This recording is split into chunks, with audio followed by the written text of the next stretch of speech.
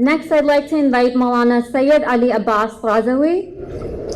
He is an international speaker and teacher. He's the Director General of the Scottish Ahlul Society from the UK. He's a graduate of Hussain, where he underwent training in Islamic sciences with notable scholars in Maraja. He has a bachelor's in history, a master's in comprehensive philosophy, and a JDL in law from the UK. He uses his background in ethics, theology, and spirituality as a tool in breaking social barriers, creating awareness, and healing communities. Sayyid spends much of his time working with interfaith groups, educational institutions, and charity organizations. He has also written on the need for dialogue and the concept of religion in Christianity and Islam. He continues to research and lecture at various universities. Sayyid Ali Abbas Razawi is a joint secretary for the Majlis Umma al-Shia, which regularly sends delegations to the Islamic Republic of Iran. Please help me in welcoming him with a loud salawat.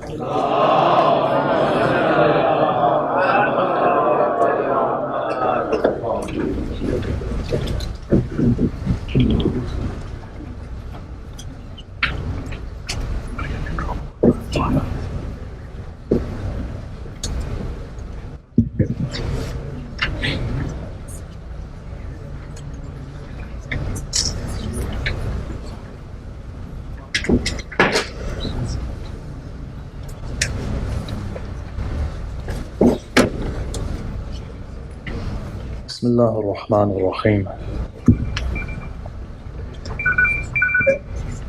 الحمد لله رب العالمين والصلاة والسلام على أشرف الأنبياء والمرسلين وعلى آل بيته الطيبين الطاهرين وأصحابه المنتجبين.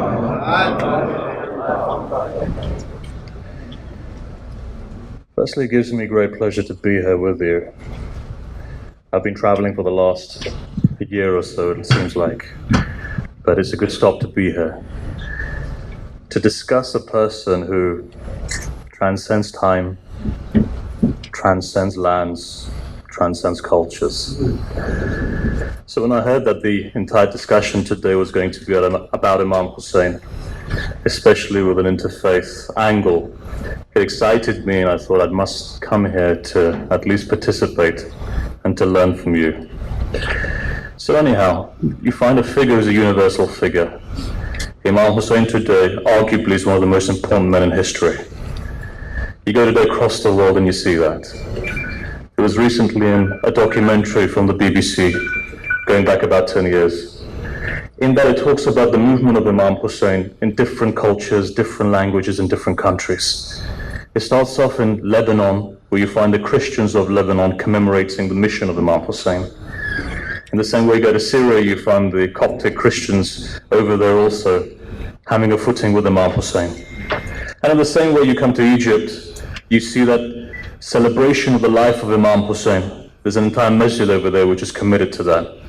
And in the same way when you go today, even to Israel, in parts of Tel Aviv, you find Iraqi Jews who to this day commemorate Imam Husain. The same way Iraq, in the same way India. There's an entire movement that takes place in the East, whether it be in the Middle East, be it in the subcontinent, be it in Africa.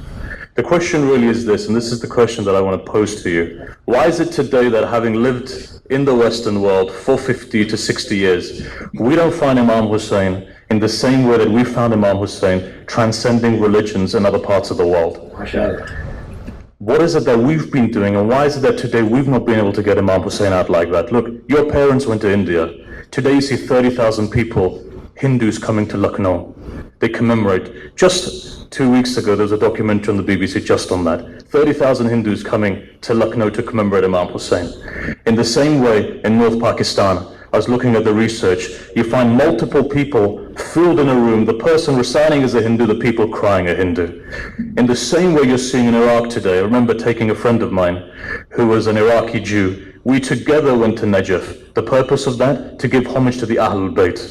And in the same way today, across the world, you're seeing this movement of Imam Husain from other faiths and other religions.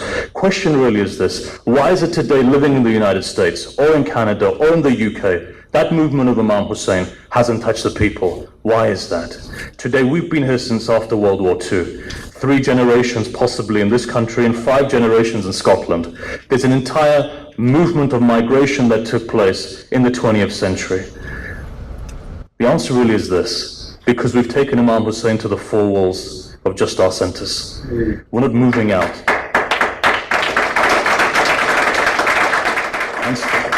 And so therefore it becomes important for us to have events like this. Look, today the world is slowly coming to know who Imam Ali is. Only a number of months ago, I and Kofi Annan, we were presenting a leadership development course for His Royal Highness Prince Charles. And in that, we started off the entire discussion on the letter of Imam Ali. And you saw this inspiration within Kofi Annan at the time. And at that moment, he talks about when they introduced Imam Ali to the UNDP. The fact is this, that we have such rich history. We don't know how to market that, because Imam Husain or the Ahlul Bayt are not just restricted for Muslims, but they're timeless figures. They transcend religions and they go above that. The reason being is this: because they represent humanity. It isn't just one person. It is not just a person or for a religion. It's an institution which is based upon justice and compassion and kindness. Now, looking at the title and looking at these different lessons, be it social, be it hatred, be it crime, be it prejudice, there's one overarching concept which I find is missing from the title, but encapsulates the movement of Imam Husain. And that title is this: that title is mercy. And this is where I want to start off from. The concept of mercy and the mission of Imam Husain. And where to start off? Go back all the way to the Old Testament. Let's see from there. Old Testament, New Testament. Let's combine it together. 2 verses I'm going to take. And the first one is this: in the beginning was the Word, and the Word was with God, and the Word was God. What is that word that starts off the entire universe? You go to the Quran, you see, the first statement of the Quran is what? In the name of God, the beneficent, the most compassionate. 2 names come forward. In the Arabic, Ar-Rahman, Ar-Rahim. In the Hebrew, Ha-Raham, Ha-Rahim. 2 words. What were those words? That's the word, compassion. The idea of divine mercy, ontological mercy, that begins in creating the universe. The first thing, the first substance of creation according to Abrahamic faiths is what? It's mercy. It's that divine ontological mercy that flows throughout creation. In the beginning was the Word. That Word was manifest according to Christians and Jesus, or some Christians would say. What was Jesus there for? For Muslims, Jesus was a perfect man. He encapsulates the names and the attributes of God that people recognize God through. In the same way, what do you find with the Prophet in Islam? The Prophet in Islam is that movement that encapsulates all of the names and the divine characteristics of God. Today, you wouldn't know God had it not been for these prophets, from Adam all the way down to the final prophet. Today, if you understand mercy, who do you understand it through? And if you understand compassion, who do you understand it through? And if you understand giving, who do you know it through? Comes through a figure, and these figures were there for us to learn from. That divine, essentially mercy which overflows through the concept of prophecy. Let's say salawat, please.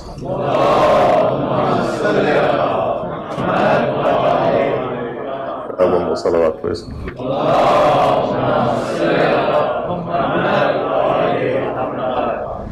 So that divine ontological mercy that flows, it's not just restricted to Islam.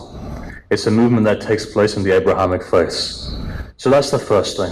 The second thing is this: man is created in the image of God. Again, that's a statement which we also find within the New Testament. And you go today to the Gospel of John, and you look at the spirituality of Jesus within that. What do you find? You find Jesus goes far deeper. He brings a compassion to religion in a time where there was no compassion. And in the same way, the greatest sacrifice that he could give was his life, according to Christianity, for the sake of humanity. Come to Islam and see. What do you find within that? You find a prophet that institutionalizes a religion based upon compassion. And from then onwards, his grandson makes a movement. And the purpose of that movement is not just to sacrifice his life, but he gives a greater sacrifice. He gives everything that he has. Family, friends, in every respect. Why? For the sake of that movement to revive humanity.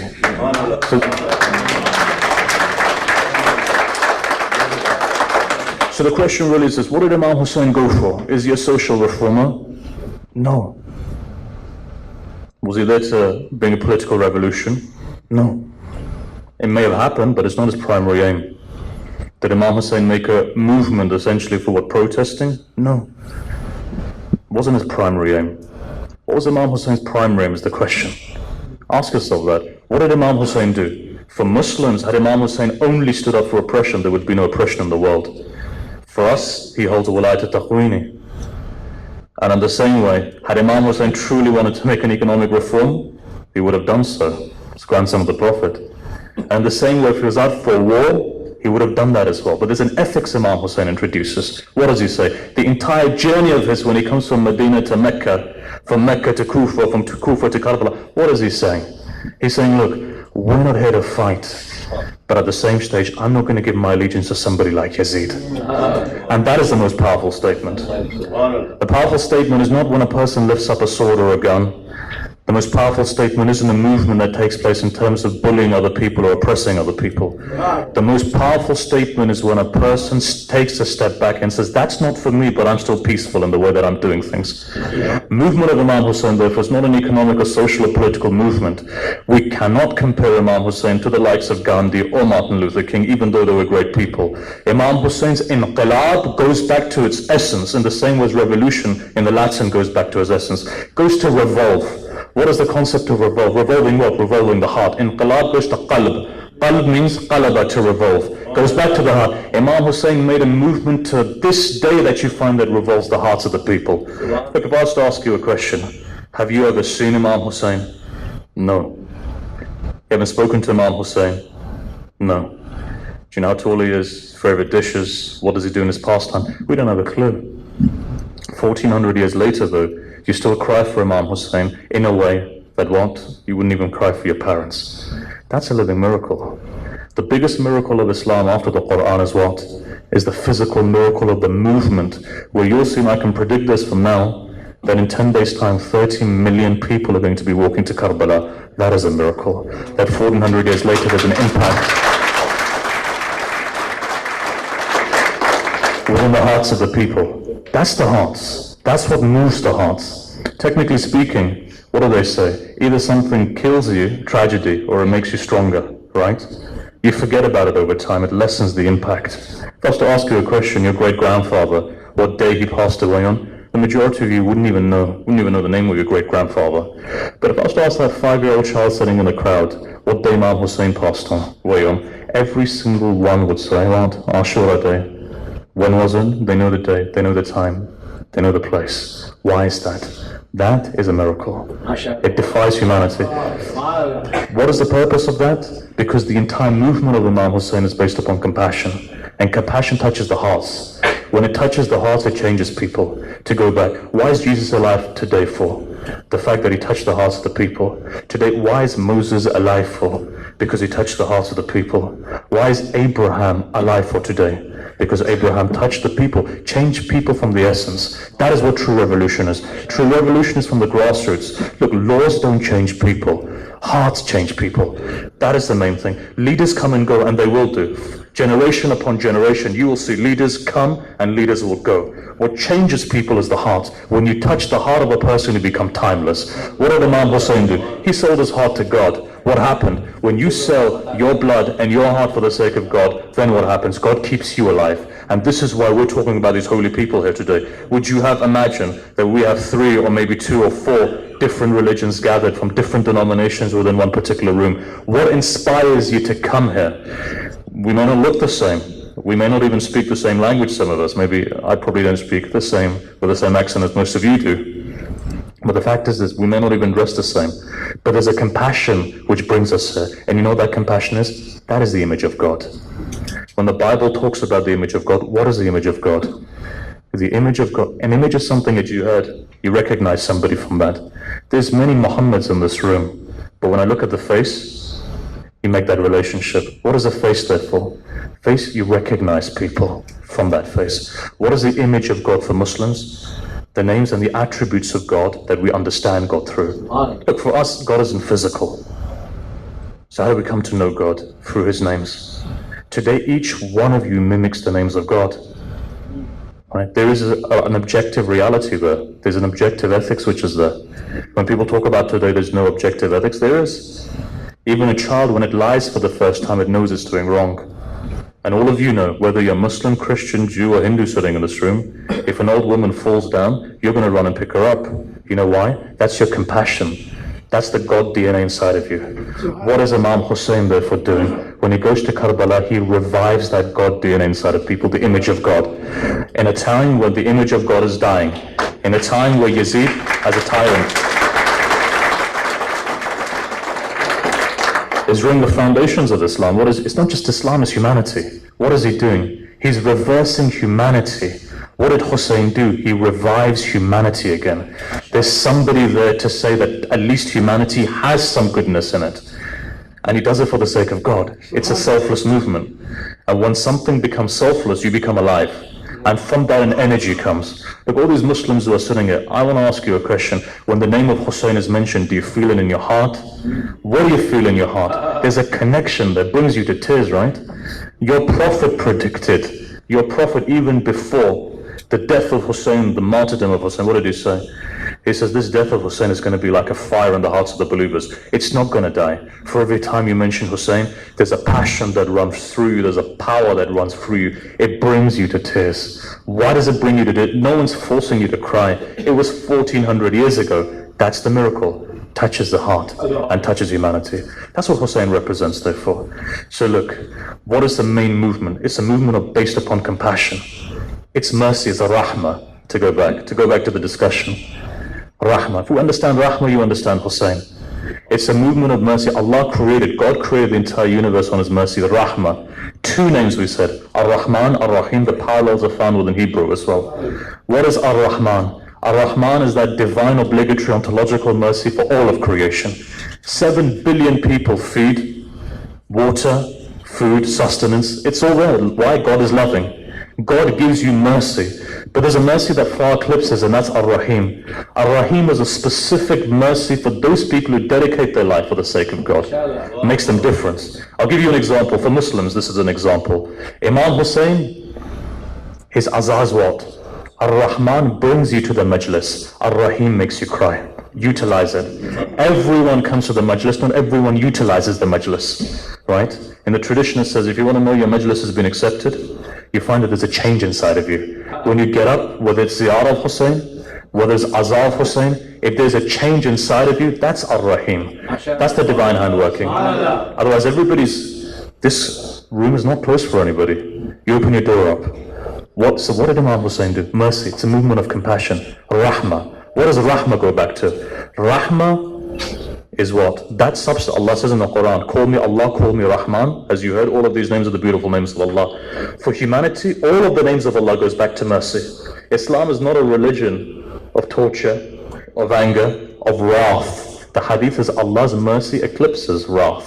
Right? Everything's created upon mercy. Rahmah, if you look at the Hebrew, and you go back and look at the Arabic, Raham means womb. Yep. Allah created the universe upon what He nurtured it, as if a mother nurtures the universe in the womb. After nurturing that, what did He do? How can God hate you? People think to themselves, God doesn't favor me. God favors all of you. You just need to open your eyes and see God does. So here we're mixing together. Everything I'm bringing is compatible with Hebrew and Arabic, because I know there's people here from different faiths. We'll bring it all together. Hebrew and Arabic, you'll find.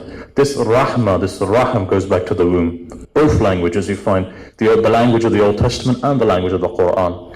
It's a womb, divine mercy. In the same way, what did Allah do? When Allah favored human beings, He gave them a mother. Why? That womb which you nurture yourself in. This is why you can't divorce Hussain from Fatima. Right? That link needs to be there. So when the sixth Imam was asked, why do you cry for? Why do you cry for Hussain for year in, year out? You know what the reply was? The reply was this: we cry, Ahlul Bayt cry for Hussain for one reason, and that is to gladden the heart of Fatima for no other reason. There's a connection there. Connection between the mother and the son. But anyhow, God creates on His mercy the entire universe. In the same way you find it on a micro level when it comes to the womb. Raham again. Why is that important? God nurtures you.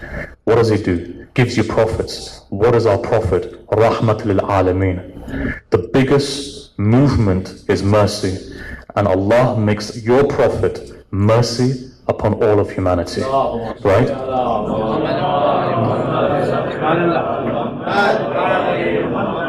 With that, what does He do? Your prophet is the mercy. From that mercy flows what? They say in the Islamic tradition, a boy is a bounty and a girl is a mercy. Adam, Sheath. Noah, Sam. Abraham, Isaac, and Ishmael. Right? You can go, the list continues. Muhammad, Fatima.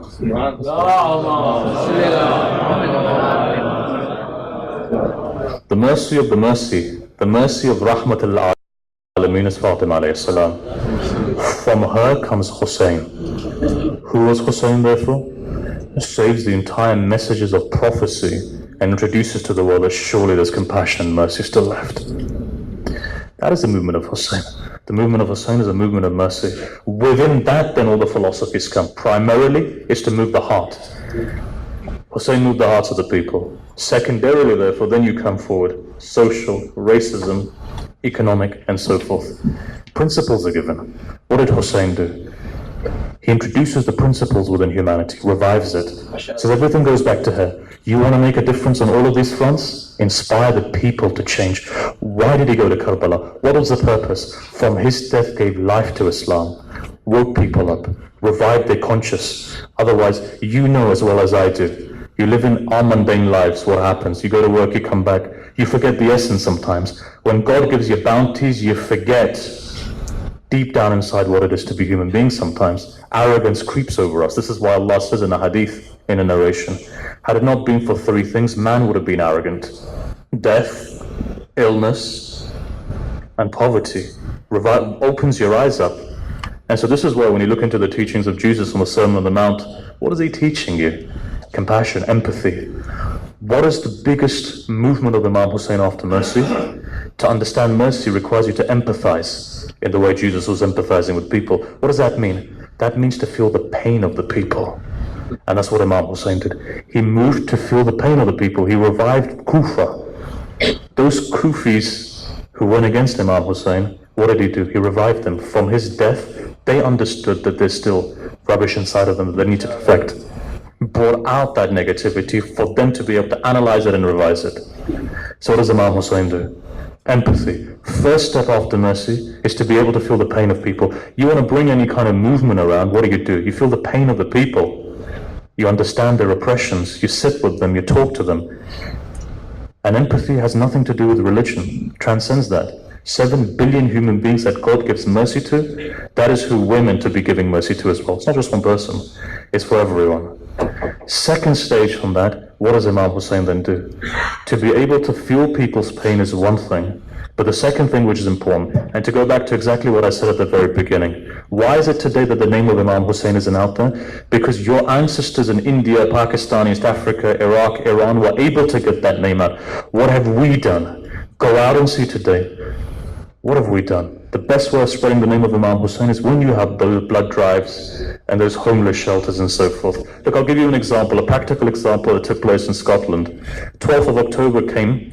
It was the first ever Imam Husain Day on a national level within Scotland. There's no other country in the world that does that. Not even the 50 Islamic countries from the OIC do that. Right? Imam Husain Day. You know why that was? 5 people. 5 people 3 years ago got up in Scotland to say, one was a pensioner, 3 of them were husband, wife, son, and one of them was a person who was from the community, got up, said, we need to spread this name of Imam Husain. How do we do it? The first thing that they did, introduced a blood drive. Last year, the Archbishop of Edinburgh, under the banner of Imam Husain, was sitting there giving blood. The moderator of the Church of Scotland was there giving blood. The rabbi was coming giving blood. This year, the First Minister of Scotland has said she will try and make it over there to support that. What inspires people? It isn't the religions that inspire people. Imam Husain's message touched the heart. So therefore, get out there and do something that touches the hearts of the people. Make sure that your people of this country, if you're from the United States, help people here who are impoverished. Help people here who don't have food to eat. What is the purpose of religion? Today when religion is under attack, be it Christianity, be it Judaism, be it Islam, be it Hinduism, come together and make that movement. How? Help people. You know, I remember recently when I was with the Pope, we had a private audience. The one thing that the Pope said as well was this: let's work together to help people to show the goodness in religion. There is still goodness left in religion, and that requires all of us to come together to make that move. You have the best facilities today to be able to spread the message of Imam Husain. This is what, look at Gandhi and see, what did Gandhi do? He takes one principle to make a movement, and what did he say? He says, how I can be mavloon, oppressed, and still be a victor. What is that philosophy? What did he do? Help people, aided people, nurtured people, comforted people. That comfort is so powerful that you can see that it can remove even the biggest of tyrants. That's how one does it. But look, regardless of that, we have a responsibility, and that responsibility is to people. That in the countries and the cities that we live in, you get out there and you help people. You don't look at the color, you don't look at the race, you don't look at the language, you don't look at the religion. We make that movement, and we come out to help people regardless. We don't want anything back in return. The only thing we want is for our God to be happy with us. And that is mercy. Mercy means to live it, to become enriched in mercy. And that's important. So anyhow, but my time is coming to an end. I was given a particular level of time, and that 20-25 minutes is now fast finishing. But what I will say is this, in conclusion, and I think that this conclusion is important, that today, if the message of Imam Husain is to go forward, it is a message at the heart of the people. It is a message that impacts the heart. So therefore, we need to do something. Hussain, when he said, Hal min Nasir, is there anyone to help me 1400 years ago? You said labbaik to that. That's why you're here. You said yes. So what does that mean? That means you take that message forward. How does one take that message forward? In a peaceful way, in a good way, to touch humanity and to change humanity. What do I mean by changing? Changing means this, giving people hope, right? You give people hope. Those people who are depressed, those people who are hurting, those people who are in pain, you give them hope. And that's that movement, that today it's a movement based upon compassion and mercy. Everything else will come itself. When you empower people, you find people reflect that image of God. They will do all of the social reforms that you want, and they will make those political changes that you need to make. What did Imam Husain do? He laid a foundation. He wasn't there teaching people philosophy or theology, but what he did was he was teaching them the language of the heart. Change the hearts of the people, naturally you'll see people change. And you saw that 72 men came forward. Look at the army of Imam Husain, you'll see. There were two Christians willing to sacrifice. One was John, the other one was Wahab, willing to sacrifice their life for the sake of Imam Husain. Ask them the question, but that's a Muslim. They said, that could be a Muslim, but his message touches us in such a way that we know that's a godly message. In the same way, what do you find? You find people who are ethnically Jews who are there. You find people who are Africans who are there. You find people who are Slovaks who are there from East Europe. You find people's ethnicities, if you look at the army, they weren't just Arabs or Persians. They were people from all across the world, or the known world at the time, people whose roots went back. Imam Husain was teaching a lesson, and he was saying one thing, this humanity, my movement, is not just for one particular person. It's a movement for whoever has hearts, and it's a movement for whoever feels the compassion of God. That's what makes the difference. So today, in conclusion, what is our responsibility? Our responsibility is just that. Be good to people, be kind to people, empathize with people, but for God's sake, do something. Not just talking. Do something and get out there to show the compassion of religion so that you own your religion. Let it not be that the face of your Islam is tarnished by extremism, by ISIS, by Al-Qaeda. That's not Islam. You're Islam. And you know what it is to be Muslim? It's to go out there and help people with your brothers and your sisters. That makes the difference. And this is what Imam Husain teaches us. Thank you very much.